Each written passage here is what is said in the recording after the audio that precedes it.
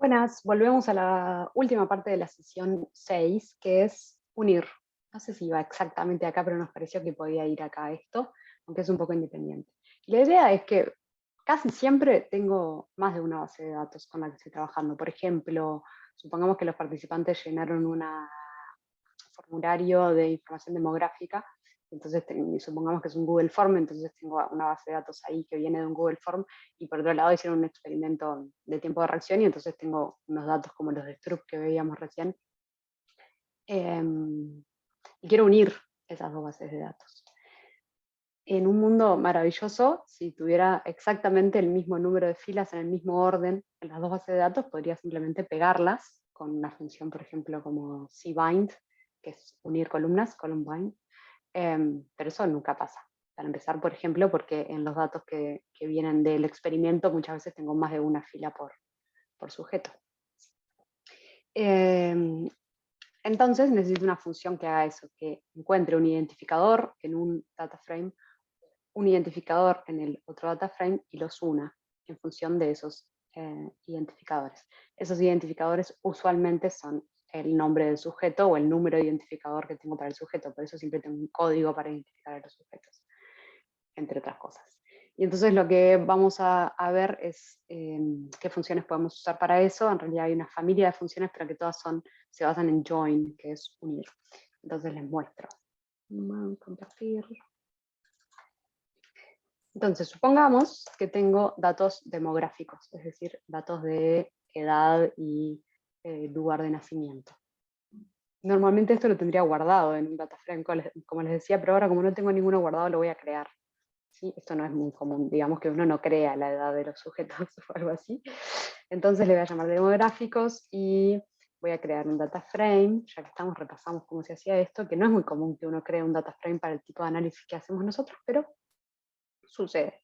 Entonces, le voy a decir que tengo dos sujetos, que son los mismos que tengo en el data frame de Stroop, que son el sujeto 1 y el sujeto 2.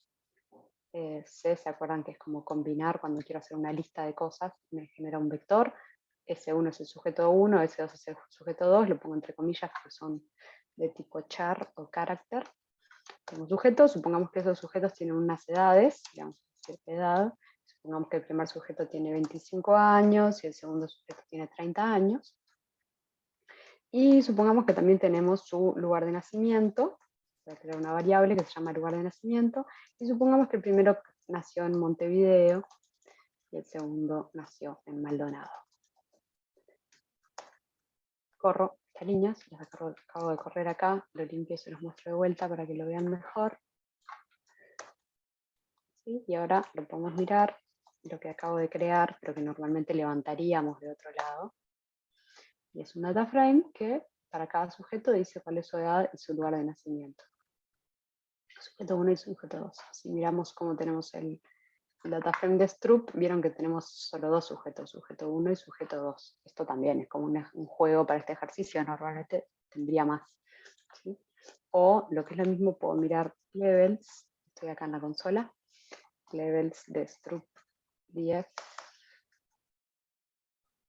de sujeto, me dice que tengo sujeto 1 y sujeto 2, y entonces voy a querer que me agregue acá dos columnas, una columna que diga la edad y una columna que diga el lugar de nacimiento, y las va a tener que repetir muchas veces, por eso no puedo pegarlas una al lado de la otra, porque en realidad tengo, miren, 10 filas, todas estas filas que corresponden al sujeto 1, entonces acá en esta columna va a decir edad y va a decir 25, 25, 25, 25, 25 todas las veces. Y en la siguiente columna va a decir Montevideo, Montevideo, Montevideo, y así para el sujeto 2. Entonces, ¿cómo lo hago? Uso la función join. Veamos cómo se usa. Entonces, vamos a empezar por right join. Ahora voy a hablar de right y left y full y inner. Le voy a decir, unime por la derecha el data frame X, que es el de Stroop. Si me ven bien, no estoy muy abajo. El de Stroop, ¿sí? Y el data frame Y, que es el de datos demográficos. ¿Qué pasa si no le digo nada más? Limpio la consola para que vean bien la salida. Los unió y me dice, los estoy uniendo, joining, por la variable sujeto. Y entonces hizo efectivamente lo que yo quería que hiciera, que es, tengo sujeto 1, número de ítem, congruente, incongruente, neutro, su edad, 25, 25, 25, y su lugar de nacimiento. ¿No? Y lo mismo para el sujeto 2. Fácil, ¿no? Ya está. Listo. ¿Cuántas? Vamos a guardar esto en una salida que diga struct df con datos demográficos. Vamos a tratar de ser un poquito consistentes con cómo llamamos las variables. Y veo que el struct df tiene 20 filas, iguales que el struct df demográfico, estoy acá abajo en el ambiente, no sé si me ven. Tiene 20 observaciones o filas, igual que el struct df, y tiene, en vez de 5 variables, 7 variables o columnas, porque agregó estas dos. Bien, perfecto. ¿Qué pasa si hago left join en vez de right join? Voy a copiar el mismo código y le voy a decir, hay dos cosas de las que quiero hablar. Una, cómo supo qué variables tenía que usar para unirlos, y otra, right y left. Y ahora voy a la otra parte. Entonces, si hago left join, me dice, los estoy uniendo por sujeto y todo bien. Hace lo mismo y la salida es igual, 20 observaciones de 7 variables. Tengo que repasar esto, no me acuerdo bien. Vamos a mirar la documentación. Porque la idea de right y left es, a ver, le damos la salida head struct df demográficos. Eso era cuando hice left join. Cuando hago right join, creo que va a ser lo mismo. Vamos a mirarlos.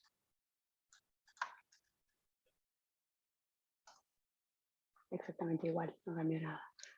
Pero creo que tiene que ver, no sé si es muy pedagógico que yo haga esto mientras en el video, pero si tuviera 3 sujetos en mis variables demográficas en vez de 2. Creo que ahí está la diferencia. Vamos a ver. A este le voy a llamar struct df demo right. Puede ser un poco pedagógico mostrarles esto para que vean cómo uno entiende cómo funcionan las cosas. ¿Sí? Y entonces los demográficos ahora tienen 3 sujetos, pero mi struct df tiene solo 2. Vamos a ver qué hace con ese sujeto de diferencia que hay en demográficos, dado que quiere unir las dos, pero en uno tiene más sujetos que en otro. Entonces, si te digo right join, vamos a limpiar acá para que se vea más claro. Voy a unir por la derecha y voy a mirar. Right. Y ven que tengo 21 observaciones ahora de 7 variables. Vamos a mirarla todas.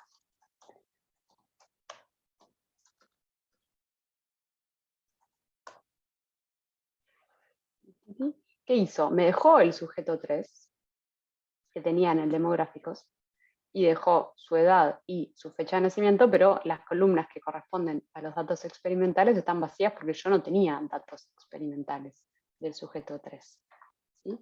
Entonces, cuando hago right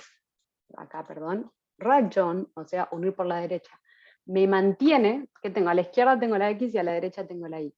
Me mantiene todos los datos de Y y los une con los datos de X. Pero si hay datos de Y que no tengan datos de X correspondientes, los deja, aunque esas columnas queden vacías. ¿Qué pasa si hago lo contrario? Adivinen. Vamos a verlo. ¿Lo adivinaron?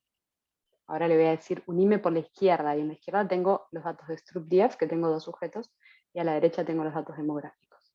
¿Qué va a dejar? Veamos. Struct demo left. Vieron que adentro puse lo mismo, la X struct df y en la Y los demográficos. Y si miramos acá a la salida, vemos que tenemos 20 observaciones de 7 variables. ¿Qué hizo? ¿Quieren verlo? ¿Ya se dieron cuenta? Struct ancho no, struct demo left. Voy a mirar que tengo sujeto 1, sujeto 2, y no tengo el sujeto 3. Si bien estaba en los datos demográficos, no estaba en los datos de struct. Y como yo le dije, unime por la izquierda, quiere decir mantener usá como referencia, quédate solamente con lo que exista en la izquierda, que eran los sujetos 1 y sujeto 2. Y acá quiere decir, quédate con todo lo que exista en la derecha, que son los datos demográficos, sujeto 1, sujeto 2 y sujeto 3. ¿Sí? Entonces, left y right me sirve para decir con qué datos quiero usar como referencia y me quiero quedar. Si hay datos extra, los tiro, dependiendo qué ponga a la izquierda y qué ponga a la derecha. ¿Se entendió? Lo mismo, parecido, cercano, pero en esa misma lógica hacen inner join y full join, porque también podría ser que yo tuviera en el structDF un sujeto 4 que no esté en las variables demográficas. ¿Sí? En este caso teníamos un sujeto más en las demográficas, pero puede que haya más diferencias. Por ejemplo, podría pasar que en los datos de struct yo tenga sujeto 1, sujeto 2, sujeto 4, y en los datos demográficos tuviera sujeto 1, sujeto 2, sujeto 3.